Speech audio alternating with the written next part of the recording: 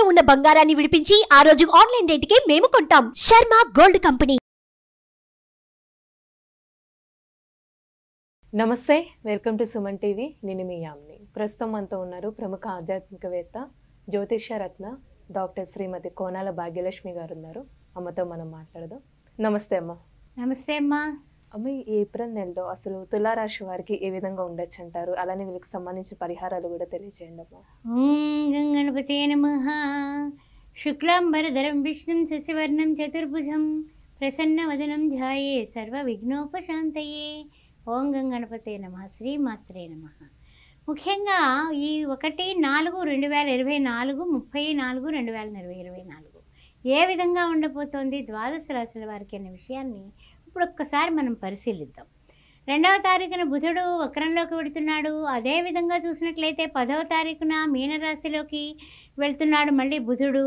అది ఆ విధంగా బుధగ్రహ సంచారం ఆ విధంగా ఉంది. 14వ తారీఖున రవి మేషరాశిలోకి వెళ్ళబోతున్నాడు. 24వ తారీఖున మీనరాశిలోకి కుజుడు ప్రవేశించబోతున్నాడు కుంభం నుంచి. 25వ తారీఖున శుక్రుడు తను ఉన్నటువంటి మీనరాశి నుంచి మేషంలోకి ప్రయాణం చేయబోతున్నాడు. ఇది ఈ యొక్క ద్వాదశ రాశుల్లోని గ్రహ సంచారం యొక్క విశేషణ ప్రయాణాలు, విశేషమైనటువంటి ప్రయాణాలు ఇవి. సరే, ద్వాదశ రాశుల వారికి ఏ విధంగా ఉండబోతుంది అనే విషయాన్ని ఇప్పుడు మనం పరిగణలోకి తీసుకుందాం.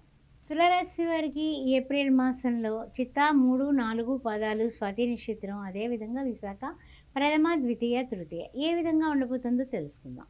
ముఖ్యంగా చూసినట్లయితే కనుక తులారాశి వారికి 7th హౌస్లో గురు బుధులు, షష్టమంలో చూస్తే రవి రాహువు శుక్రుల కలయిక, అదేవిధంగా 5th హౌస్లో చూస్తే శని కుజులు.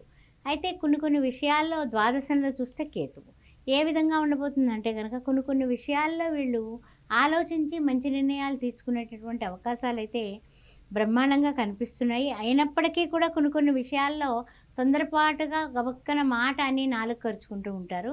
ఆ తొందరపాటుతనం లేకపోతే అన్ని విధాలుగా కూడా బంధుమిత్రులతో వివాదాలు ఏర్పడకుండా ఆనందంగా ఉండేటటువంటి కార్యక్రమం కనపడుతుంది.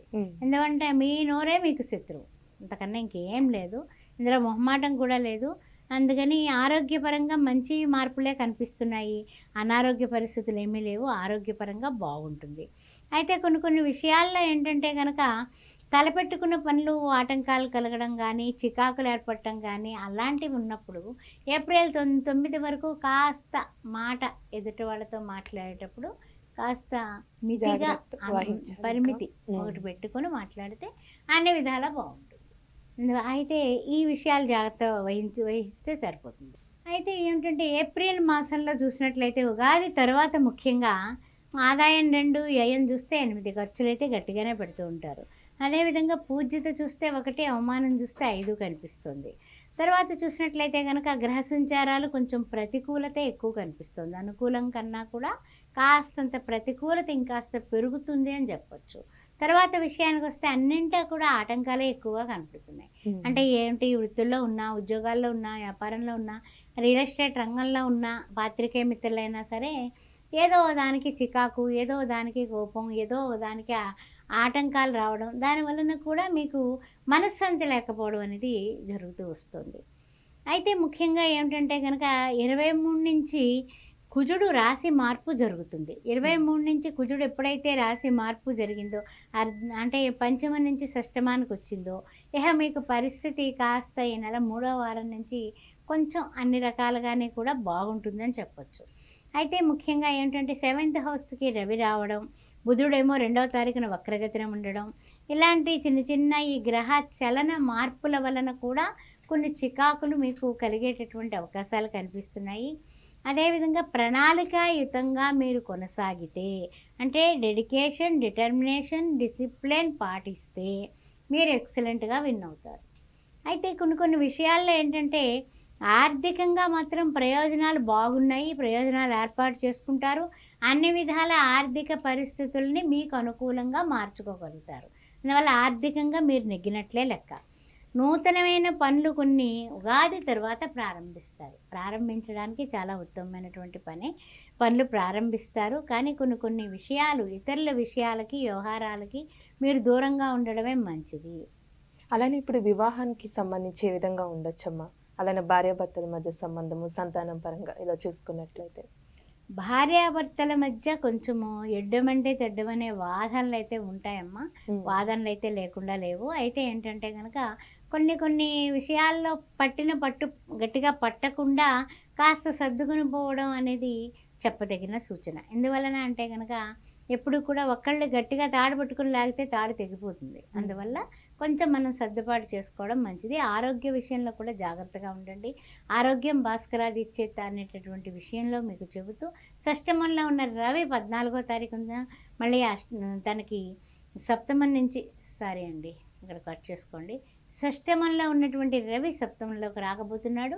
అందువల్ల కొన్ని విషయాలు జాగ్రత్తగా ఆరోగ్య విషయంలో కూడా రవికి సంబంధించిన సూర్య నమస్కారాలు చేసుకోవడం, రవికి సంబంధించిన ఆదిత్య హృదయం చదువుకుంటే మీకు ట్రాన్స్ఫర్ల విషయంలో కానీ, ఆఫీసులో కానీ, వ్యాపారంలో కానీ, ఉద్యోగంలో కానీ, భార్యాభర్తల సమస్యలు కానీ, ఇబ్బందులు ఆటంకాలు లేకుండా ఎక్కడైతే మనము ఆదిత్య హృదయం చదువుతామో అక్కడ విజయం తథ్యం.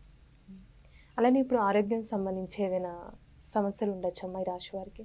ఆరోగ్యం భాస్కరాదిచ్చేది అంటూ ఉంటాం కదా. రవిని ఎప్పుడైతే మీరు ప్రార్థిస్తారో రవి కూడా మీనం నుంచి చక్కగా వచ్చేస్తున్నాడు కదా. 15వ తారీఖు వరకు మీరు జాగ్రత్త తీసుకుంటే చాలు.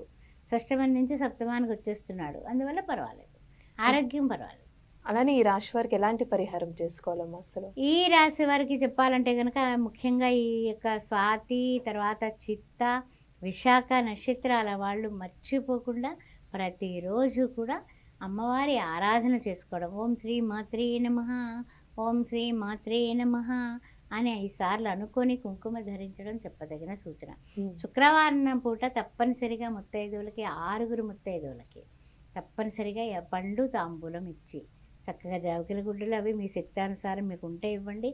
లేదా 2 అరటిపళ్ళు, 2 తమలపాకులు తాంబూలం ఇచ్చి 6 ముత్తైదువులకి ఈ నెలంతా కూడా ఎప్పుడు ఒక శుక్రవారం నాడు 6 ముత్తైదువులకి ఇస్తే మరొక శుక్రవారం నాడు పిల్లలకి, చిన్న పిల్లలకి బొట్టు, కాటుక అలాంటివి కొనివ్వడం. ఇలాంటి అలంకరణ వస్తువులు, అమ్మవారికి ఇష్టమైన పసుపు కుంకాలు, గాజులు ఇలాంటివి ఇవ్వడం. పేదవాళ్ళకి 6 మహిళలకి భోజనం దానం చేయడం. చలివేంద్రానికి మజ్జిగకి డబ్బు కట్టడం. ఇవి చేసినట్లయితే మానసికంగా, శారీరకంగా అన్ని రకాలుగానే కూడా మీరు నెగ్గుతారు. చాలా చక్కగా తెలియజేశారమ్మా. ధన్యవాదాలు. శ్రీమాత్రి. సుమన్ టీవీలో మీ పర్సనల్ అండ్ బిజినెస్ ప్రమోషన్స్ కోసం కింది నెంబర్కి కాంటాక్ట్ చేయండి.